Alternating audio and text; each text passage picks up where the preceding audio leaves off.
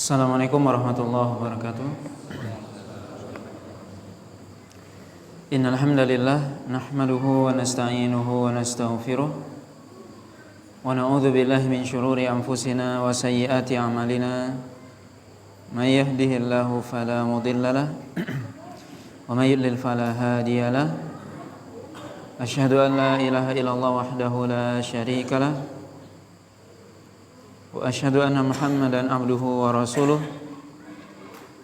alladzi la rasula wa la nabiyya ba'dah. Ya ayyuhalladzina amanu taqullaha haqqa tuqatih wa la tamutunna illa wa antum muslimun. Amma ba'd. Bapak dan Ibu kaum muslimin dan kaum muslimat yang dirahmati oleh Allah Subhanahu wa taala. Pada malam hari ini kita lanjutkan pembahasan dari kitab Sahih Muslim. Masih dalam kitab Shalah, yaitu bab yang ke-135, yaitu bab istihbabu tatwilil qiraati fi shalatil lail. Yaitu bab yang menjelaskan tentang disunnahkan atau dianjurkan memanjangkan bacaan pada salat malam. Di bab sebelumnya yaitu pembahasan tentang doa ketika salat malam atau doa iftitah atau doa ketika bangun untuk salat malam. Pada bab ini yaitu istihbab tatwilul qiraah, yaitu disunahkan, dianjurkan memanjangkan bacaan ketika salat malam. Jadi masih pembahasan salat malam. Hadis yang ke-1811 dari kitab Sahih Muslim. Hadis dari Huzaifah ibn al-Yaman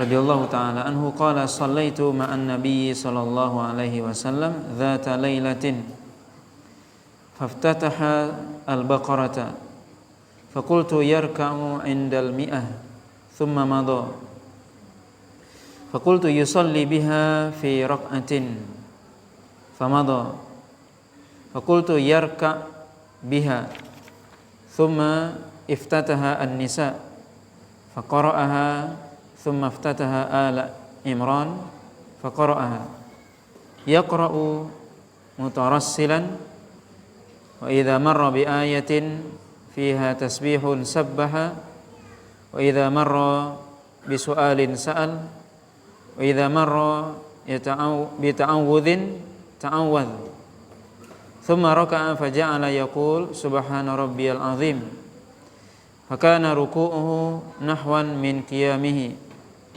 thumma qala sami'allahu liman hamidah thumma qama tawilan qariban mimma raka'a thumma sajad faqala subhana rabbiyal a'la fakana sujuduhu qariban min qiyamihi.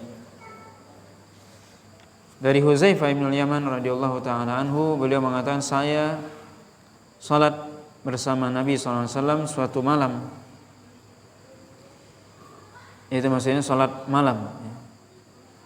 Maka beliau membuka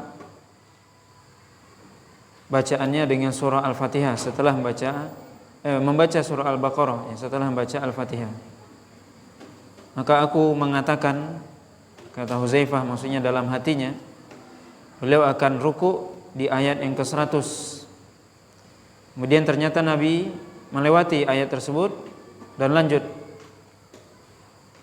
Kemudian aku mengatakan dalam hatiku, kata Huzaifah, mungkin beliau akan sholat dengan surah Al-Baqarah ini dalam 2 rakaat.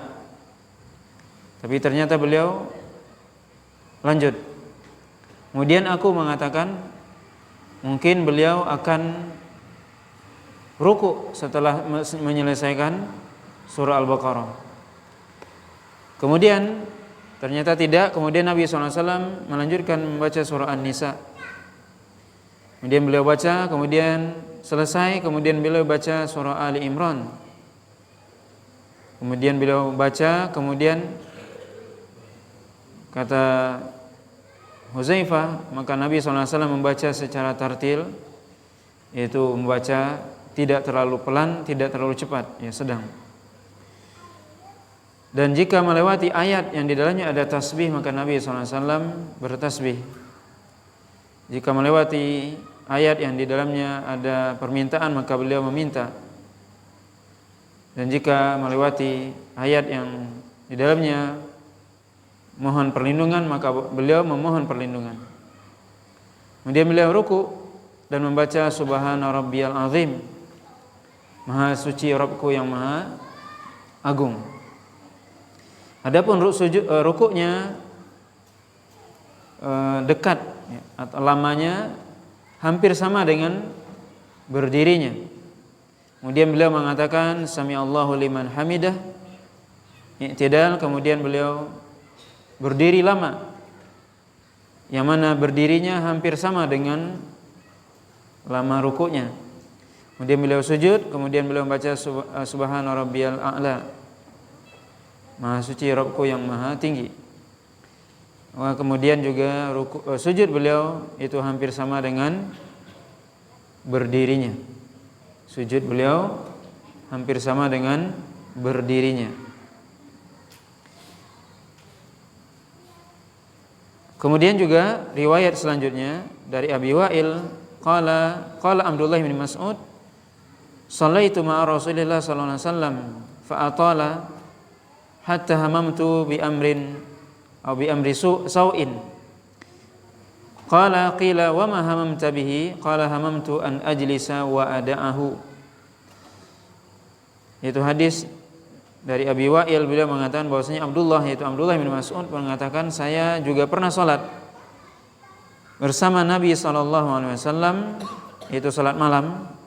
Maka beliau membaca dengan bacaan yang panjang sampai aku berniat dengan suatu niat yang buruk. Kemudian dikatakan atau ditanya, apa niat yang buruk yang engkau maksudkan? Aku berniat untuk duduk ketika sholat tersebut dan aku biarkan Nabi sendiri berdiri. Maka ini dua riwayat disebutkan oleh Imam Muslim dalam bab dianjurkannya atau disunnahkannya memanjangkan bacaan ketika sholat malam. Ketika sholat malam, seorang sholat sendiri, akan dianjurkan dia memanjangkan bacaan menurut kemampuan dia. Dalam hadis Huzaifah tadi disebutkan bagaimana Nabi SAW membaca 3 surah dalam satu rakaat, yaitu surah Al-Baqarah, kemudian An-Nisa, kemudian Ali Imran. Itu beliau baca dalam satu rakaat, kemudian bacaannya juga tartil. Kemudian kalau melewati ayat yang dalam tasbih, beliau bertasbih dan seterusnya. Hadis ini menunjukkan kepada kita bahwasanya ya dianjurkan seorang untuk memanjangkan sholat malam, berdiri ketika sholat malam itu dianjurkan untuk lama. Kemudian juga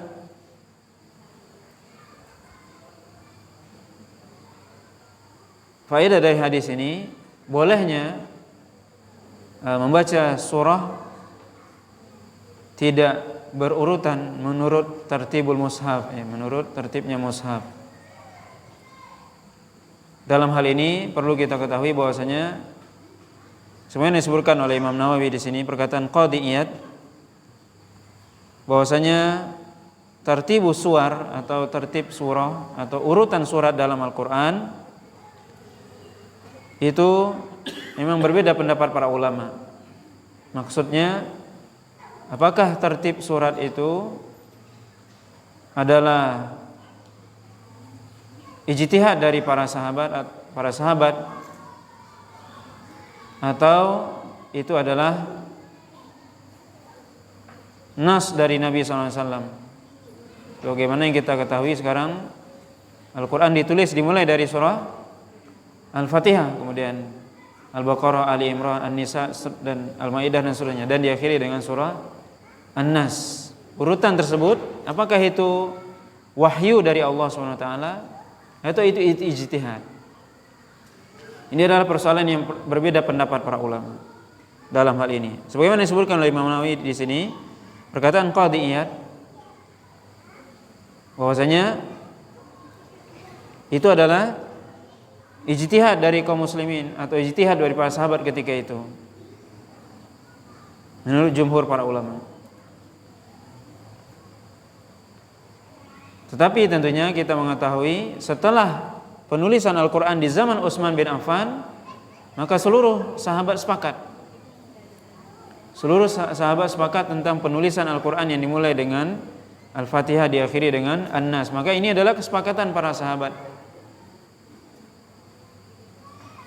yang tidak ada yang menyelisihinya ketika itu. Berarti mestinya kita mengikuti urutan ini karena ini adalah sudah kesepakatan atau ijma para sahabat ketika itu. Dan tidak ada di antara sahabat yang ketika di zaman Utsman yang menyelisihi penulisan Al-Quran sebagaimana yang sudah ditetapkan oleh Utsman bin Affan ketika itu. Kemudian juga sebagian lagi mengatakan bahwasanya tertibus suwar atau tertib urutan surat dalam Al-Quran itu adalah nas atau wahyu dari Allah atau berdasarkan petunjuk dari Nabi SAW. Sebagian ulama mengatakan seperti itu. Lalu ketika ada yang mengatakan bahwasanya ini adalah tertib dari Nabi atau petunjuk dari Nabi, kenapa Nabi sendiri membaca tidak berurutan? Maka ada dijawab dengan beberapa jawaban. Pertama, Nabi membaca ini tentunya di masa beliau, dan ketika itu belum penertiban Al-Quran belum baku, masih bisa dirubah. Itu yang pertama. Yang kedua, bahwasanya boleh yang membaca menurut ulama yang mengatakan bahwasanya ini petunjuk dari Nabi, yaitu tertibnya Al-Quran atau urutan surat dalam Al-Quran, maka boleh membaca Al-Quran tidak urut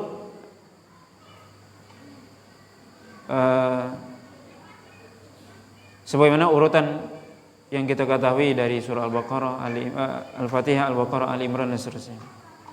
Boleh tidak urut sebagaimana Nabi membacanya tidak urut, maka itu dibolehkan.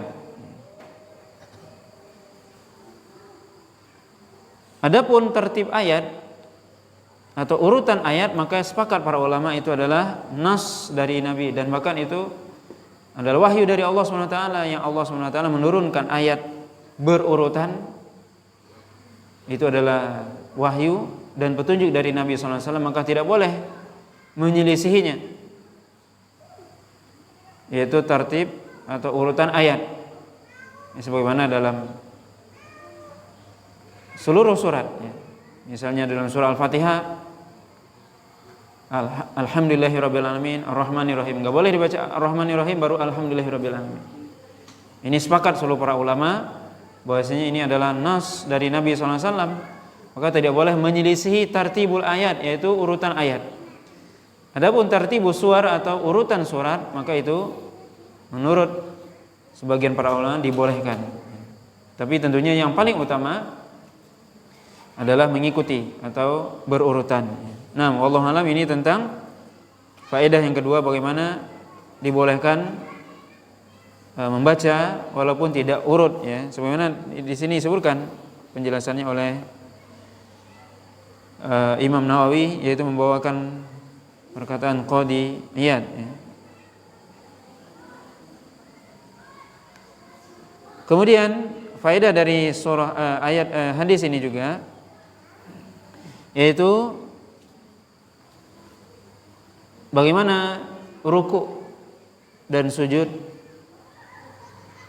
dan juga i'tidal, ya, atau salat Nabi SAW tadi diceritakan oleh Hudzaifah ibn Yaman, yaitu jika berdirinya lama maka rukuknya juga lama. Itu sebagaimana tadi disebutkan oleh Hudzaifah, maka rukuknya hampir sama dengan berdirinya, i'tidalnya hampir sama dengan rukuknya, sedangkan sujud hampir sama dengan berdiri. Sujud hampir sama dengan berdiri. Itu yang disebutkan oleh disebutkan oleh Huzaifah.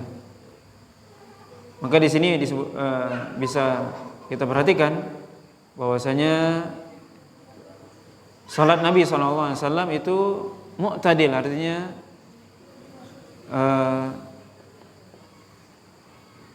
seimbang. Seimbang artinya berdirinya lama, rukuknya juga lama, sujudnya juga lama. Tidak misalnya berdirinya lama, rukuknya cepat, sujudnya cepat. Itu tidak seimbang namanya. Tapi salat Nabi SAW ketika berdirinya lama, rukuknya juga lama. Nah, di sini bisa kita lihat rukuk dan sujud itu hampir sama lamanya dan dia berdekatan dengan berdiri ketika membaca. Ini tata cara salat Nabi SAW yang perlu kita ketahui, yang perlu kita amalkan. Bagaimana salat Nabi SAW ketika membaca, ketika kita salat, ketika bacaan kita panjang, maka rukuknya juga panjang, i'tidalnya juga panjang, sujudnya panjang. Begitu. Jadi salatnya mu'tadil atau seimbang, sama-sama atau berdekatan panjangnya. Apa yang dibaca ketika rukuk? Tentunya bacaan rukuk, dan boleh seorang mengulang-ulang bacaan itu. Dan bacaan itu tidak dibatasi dengan 3 kali saja. Boleh lebih dari itu. Ketika seorang hanya mampu menghafal satu bacaan, misalnya dia mengulang apa yang dia baca, yang dia hafal tersebut. Tidak dia diam, ya. Subhana rabbiyal azim misalnya, bacaan rukuk, ya dia ulang itu selama dia rukuk, ya. Adapun sujud tentunya dia boleh berdoa. Sebagaimana Nabi SAW menganjurkan, fa amma sujud fa aktsiru fihi du'a fa qaminun ayustajaba lakum, kata Nabi. Yaitu ketika sujud maka perbanyaklah doa, karena kemungkinan besar akan diijabah oleh Allah Subhanahu wa taala. Maka sujud boleh seorang berdoa dan dianjurkan untuk berdoa. Kemudian hadis selanjutnya yang dibawakan oleh Imam Muslim tadi adalah hadis Abdullah bin Mas'ud radhiyallahu taala anhu, bahwasanya beliau juga pernah salat bersama Nabi SAW pada salat malam, ya. Sampai beliau, karena lama Nabi SAW berdiri, maka beliau ingin duduk. Wallahu a'lam, ini disebutkan para ulama, boleh seorang ketika imamnya berdiri, dia duduk kalau dia tidak mampu. Kalau dia tidak mampu. Dan ini tentunya dalam salat sunnah lebih ringan, ya. Salat sunnah lebih ringan, ya. Karena berdiri dalam salat sunnah tidak termasuk rukun, ya. Tapi dalam salat wajib rukun, ya. Kecuali memang dia tidak mampu.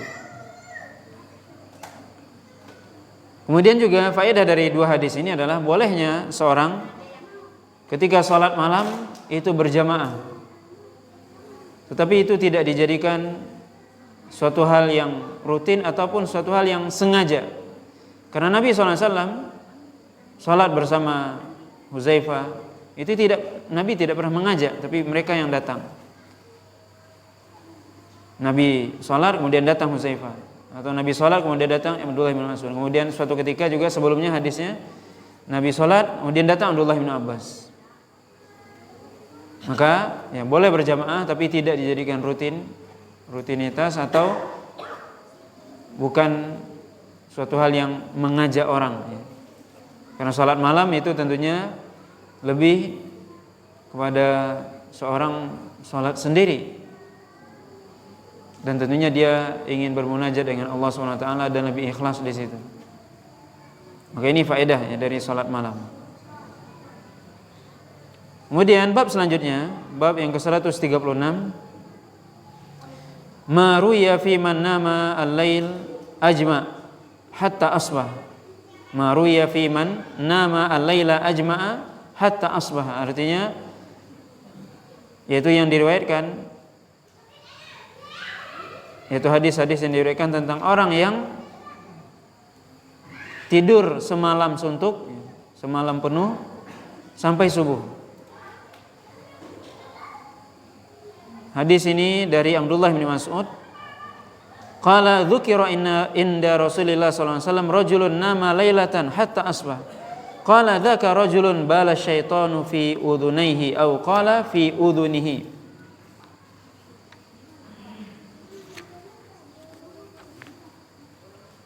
Yaitu dari Abdullah bin Mas'ud radhiyallahu taala anhu, beliau mengatakan bahwasanya disebutkan di sisi Nabi bahwasanya ada seorang laki-laki yang dia tidur semalam penuh, semalam suntuk sampai pagi.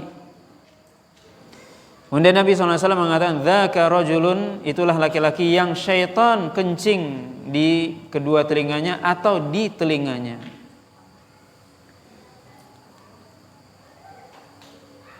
Dalam hadis ini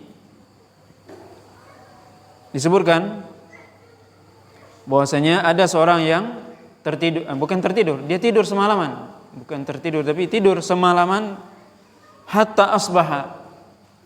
Di sini berbeda pendapat para ulama, hatta asbaha, sampai pagi. Pagi maksudnya sampai sholat subuh, sehingga dia tidak sholat malam, atau dia tidak sholat subuh. Di sini berbeda pendapat para ulama. Sebagian ulama mengatakan hatta asbaha artinya sampai waktu subuh. Karena dikatakan asbaha artinya ketika sholat subuh. Berarti dia bangunnya ketika sholat subuh, dia tidak sholat malam. Lafaz hadis ini asbaha ketika subuh. Makanya dalam hadis Bilal itu dikatakan bahwasanya wa annal Bilal yu'adzin fil lail, bahwasanya Bilal itu adzan subuh maksudnya ketika masih malam, menjelang masuk waktu subuh. Kemudian Abdullah bin Ummi Maktum itu adzannya ketika subuh. Beliau buta dan beliau tidak adzan kecuali disampaikan kepada beliau asbahta asbahta. Artinya sudah masuk waktu subuh atau sudah pagi, baru Abdullah bin Ummi Maktum adzan. Maka dalam hal ini ya, sebagian para ulama mengatakan hatta asbaha artinya sampai masuk waktu subuh. Jadi dia tidur semalaman sampai masuk waktu subuh sehingga dia tidak sholat malam. Ini makna pertama. Ini disebutkan oleh sebagian para ulama. Sebagian yang lain mengatakan hatta asbaha artinya sampai pagi, artinya sampai dia meninggalkan sholat subuh. Meninggalkan sholat subuh artinya tidak sholat subuh dia, menurut sebagian ulama yang lain. Kemudian dalam hadis ini Nabi SAW mengatakan, dzaka rajulun bala syaitan fi udhunayhi atau fi udhunihi. Itulah laki-laki yang syaitan kencing di kedua telinganya atau di telinganya. Maka di sini syaitan kencing di kedua telinganya. Apa maksud kencing di sini? Tentunya makna yang zahir, yang jelas adalah syaitan itu kencing. Lalu akan ada yang bertanya, kuping saya enggak basah? Nah, maka dalam hal ini apa? Sesuatu yang hadis seperti ini kita tidak bisa mentakwil atau tidak perlu mentakwil. Bagaimana hakikat kencing syaitan tidak tahu kita. Tapi Nabi yang menceritakan ini, Nabi yang memberitakan bahwasanya syaitan itu juga kencing. Sebagaimana juga syaitan itu juga makan dan minum. Makanya Nabi SAW mengatakan la ta'kulu wa la tashrabu bishimal fa inna syaitan ya'kulu wa yashrabu bishimalihi. Jangan makan minum dengan tangan kiri. Karena syaitan itu makan dan minum dengan tangan kiri. Berarti syaitan makan minum dengan tangan kiri. Jadi kalau dia makan minum, dia juga kencing. Tapi bagaimana kencingnya tidak tahu kita. Kemudian juga dalam hadis azan, sebagaimana yang kita ketahui, ketika azan berkumandang maka syaitan itu lari terbirik-birik dan terkentut-kentut. Apa kita bilang saya nggak dengar itu kan syaitan kentut? Bagaimana kentutnya? Maka hal ini bukan suatu hal yang ditangkap dengan indera kita. Tapi Nabi SAW mengatakan bala syaitan, ya, syaitan itu kencing, mengencingi kedua kuping orang tersebut, sehingga dia tidak dengar lagi apa? Orang azan, atau dia tidak terbangun ketika malam.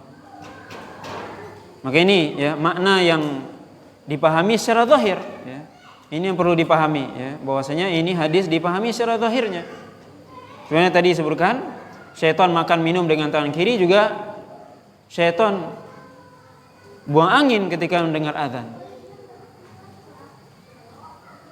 Tidak ditakwil, buang anginnya ditakwil apa? Seperti juga hadis ini. Ya, syaitan kencing. Tentunya Allah SWT yang lebih tahu bagaimana hakikatnya.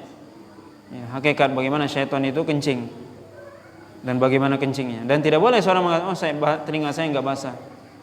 Itu adalah seolah-olah berolok-olok dengan hadis Nabi SAW.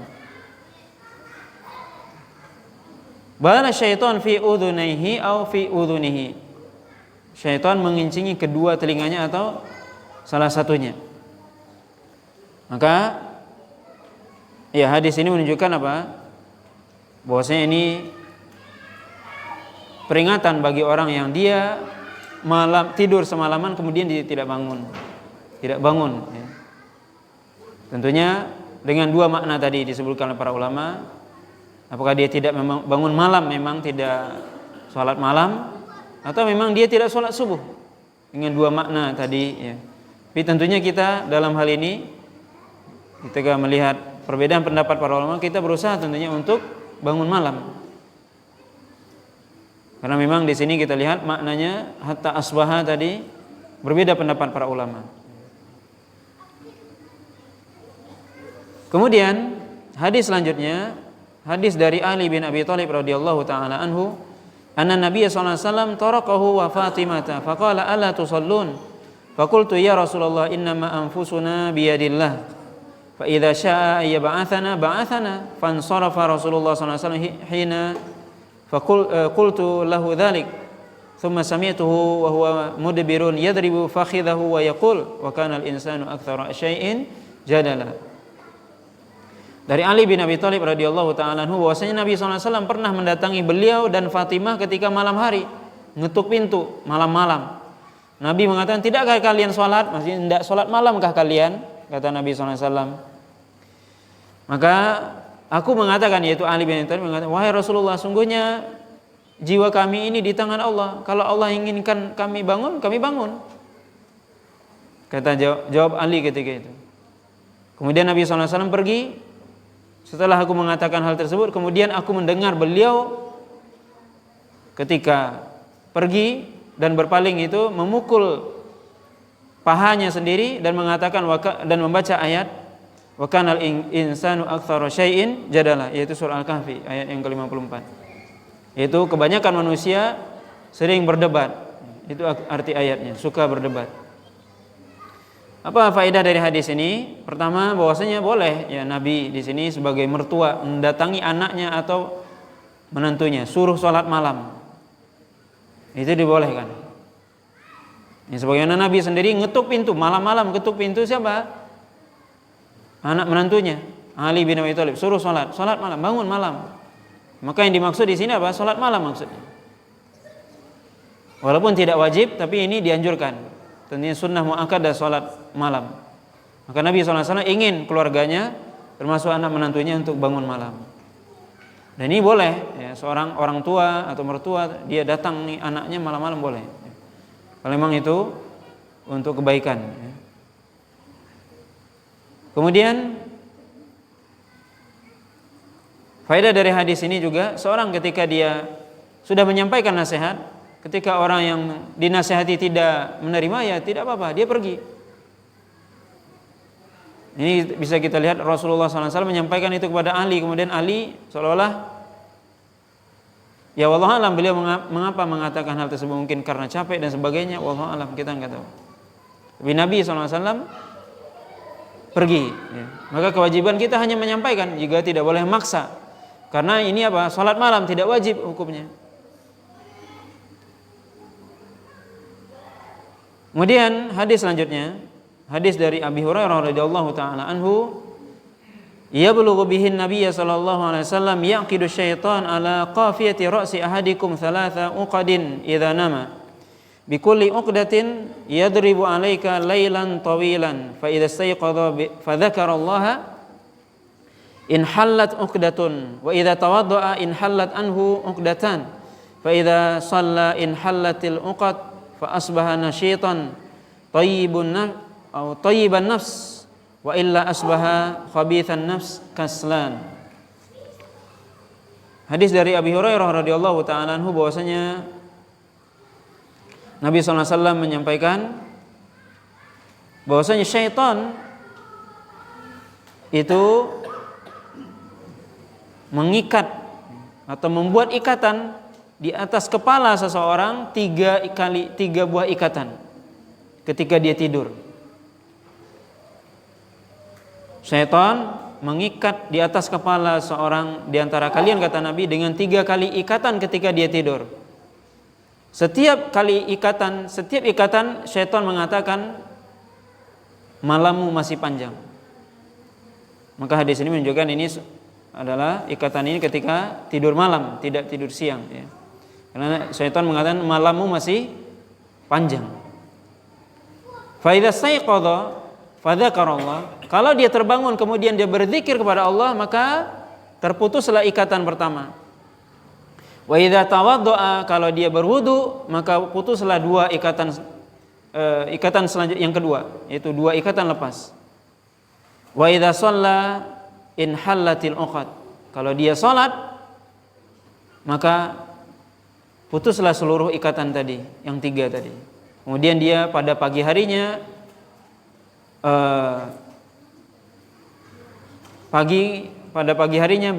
orang tersebut nasyid, yaitu bersemangat, rajin, thayyiban nafs, jiwanya baik atau bagus. Wa illa asbaha abda khabithan nafs, kalau tidak dia jiwanya menjadi jiwa yang buruk dan kaslan, pemalas. Hadis ini sebagaimana hadis sebelumnya tadi, hadis Abdullah bin Mas'ud, ya, yaitu hadis Abdullah bin Mas'ud yang sebelum ini, itu syaitan mengencingi telinga orang yang tidak bangun malam. Dalam hadis ini, dalam hadis Abu Hurairah, Nabi mengatakan syaitan membuat 3 ikatan di atas kepala orang yang tidur malam. Jadi syaitan buat 3 ikatan. Apa seorang kita mengatakan, saya tidak lihat, gimana tuh, mana ikatannya? Nggak ada, saya bangun tidak ada ikatan di kepala saya. Maka ini semua yang gaib. Ini semua perkara yang gaib. Sama dengan tadi, syaitan mengincingi telinga seseorang, tidak ada atharnya, bekasnya nggak ada. Ya, karena itu gaib. Sama dengan ini juga, yaitu syaitan mengikat, membuat ikatan di atas kepala kita. Semua orang yang tidur malam ada 3 ikatan di atas kepalanya, dibuat oleh syaitan itu tiap malam itu. Ini Nabi yang bilang. Maka ini dalam hal ini harus beriman kepada yang gaib ini. Ada sebagian orang yang tidak percaya kepada yang gaib. Nah, seperti ini dia bilang, nggak ada itu ikatan di kepala saya. Maka setiap kali mengikat, syaitan mengatakan kepada orang tersebut malammu masih panjang. Kalau seseorang bangun kemudian dia berzikir kepada Allah, maka ini dianjurkan kita bangun tidur berzikir kepada Allah. Minimal membaca doa bangun tidur, alhamdulillahilladzi ahyana ba'da ma amatana wa ilaihin nusyur.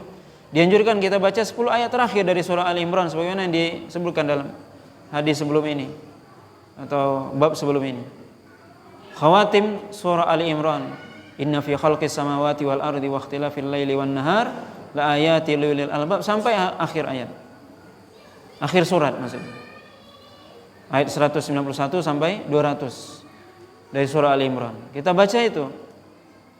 Kalau seorang baca itu maka lepas ikatan pertama. Kemudian dia berwudu. Kalau dia berwudu lepas ikatan kedua. Kalau dia salat maka lepas seluruh ikatan. Maka di sini tadi sebenarnya ada hubungan dengan hadis Abdullah bin Mas'ud. Salat apakah yang dimaksud? Apakah salat malam atau salat subuh? Dua khilaf para ulama sebagaimana disebutkan dalam hadis Abdullah bin Mas'ud. Tentunya seorang ketika dia salat malam, tentunya ketika dia salat subuh tentunya lebih fresh, lebih segar. Oleh karena itu, wallahu alam, disebutkan oleh para ulama, Rasulullah SAW senantiasa membuka salat malamnya dengan 2 rakaat salat yang ringan. Maka itu maksudnya adalah agar lepas seluruh ikatan. Ketika beliau salat malam pertama kali dibuka dengan salat 2 rakaat yang ringan, sebagaimana dalam hadis Aisyah pada bab sebelumnya kita baca. Iftataha Rasulullah SAW qiyamahu bi rak'ataini khafifataini, yaitu Nabi membuka salat malam dengan 2 rakaat yang ringan. Untuk apa? Melepaskan. Kalau salat lepas seluruh ikatan ini. Maka kemudian ketika dia mau salat setelahnya, rakaat setelahnya dia bisa berdiri lama. Bisa berdiri lama karena ikatan syaitan sudah tidak ada. Maka ini menunjukkan keutamaan wallahu alam orang yang salat malam, dan juga termasuk orang yang salat subuh. Seorang yang ketika bangun dia berzikir, kemudian dia berwudu, salat, lepas semua ikatan, kemudian dia apa? Pada pagi harinya dia menjadi orang yang rajin, yang ceria dan sebagainya, bersemangat. Tapi kalau tidak, kalau dia tidak berzikir, kurang dari salah satu dari 3, kita bisa bayangkan dia tidak zikir atau dia tidak sholat sama sekali, naudzubillah. Kalau ada orang yang nggak sholat, maka dia apa? Jiwanya buruk, kata Nabi, kaslan, pemalas orang itu. Maka ini menunjukkan apa? Bahwasanya ibadah itu memberikan efek, pengaruh kepada jiwa manusia, terutama sholat malam dan sholat subuh. Maka subuh atau pagi adalah waktu yang istimewa. Kata Nabi SAW, Allahumma barik fi bukuri ummati, ya Allah berkahi pada waktu pagi dari umatku. Waktu subuh adalah waktu yang istimewa, waktu yang berkah, penuh berkah. Maka hendaknya kita beribadah di pagi itu dan memulai pagi hari kita dengan ibadah kepada Allah SWT. Maka seorang yang dia bangun malam kemudian dia sholat subuh, tentunya dia akan merasakan lebih fresh, lebih bersemangat, melakukan aktivitas lebih kuat, melakukan aktivitas sampai malam harinya, dibandingkan dengan orang yang mungkin tidak sholat malam, sholat subuh saja misalnya. Itu bisa dibandingkan, atau sama sekali nggak sholat, naudzubillah. Ini kita bisa bayangkan kalau orang itu nggak sholat, berarti di kepalanya ada ikatan setan itu terus sepanjang harinya. Besok nggak sholat lagi. Bagaimana orang kalau dia tidak sholat, tidak wudhu berarti. Tentunya orang yang tidak sholat, tidak wudhu, orangnya pemalas. Ini Nabi yang bilang. Ya, pemalas. Maka ini keutamaan kita bangun tadi melakukan 3 hal. Tadi bangun ketika malam hari kita berzikir, baca doa. Kalau kita bisa hafalkan 10 ayat terakhir dari surah Al-Imran, kemudian berwudu, kemudian sholat. Ini keutamaan bangun malam dan keutamaan sholat subuh. Ya. Tentunya juga sholat subuh berjamaah, karena sholat subuh berjamaah di masjid, kata Nabi SAW, seperti sholat semalam penuh. Ini keutamaan. Maka ya, seorang muslim tentunya dia yang menjaga sholatnya, dia orangnya pasti semangat, orangnya rajin dan sebagainya. Ya. Ini sebagaimana yang disampaikan oleh Nabi SAW. Ya. Adapun orang yang tidak sholat, ya, naudzubillah, dia tentunya kata Nabi pemalas, ya, dan buruk jiwanya.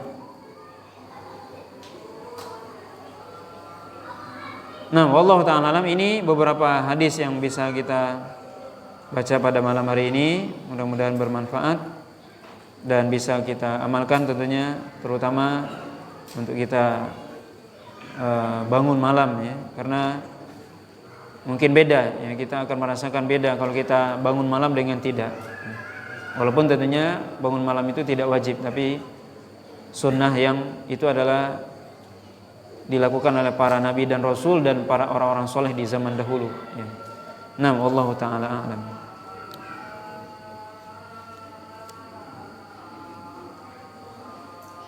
Ya, dalam hadis tadi disebutkan fi udhunaihi au fi udhunihi. Apakah perawi hadis ragu? Ya, kemungkinan ragu ya. Apakah syaitan itu kencing di dua telinganya atau di salah satunya? Ya, wallahu alam. Itu memang tentunya perawi hadis yang ragu ya menyebutkan. Tapi yang jelas di sini bahwasanya syaitan mengincingi telinganya sampai dia tidak mendengar azan atau dia tidak tidak mendengar azan. Itu yang paling fatal tentunya ya, dia syaitan mengincingi telinganya sehingga dia tidak dengar azan lagi sampai dia tidak sholat atau minimal terlambat sholat, naudzubillah, sholat subuh. Maka ini sekali lagi menunjukkan apa? Keutamaan sholat subuh ya. Wallahu ta'ala alam. Subhanakallahumma wa bihamdika asyhadu an la ilaha illa anta astaghfiruka wa atubu ilaik. Wa sallallahu ala nabiyyina Muhammadin wa ala alihi washabihi wasallam. Wassalamualaikum warahmatullahi wabarakatuh.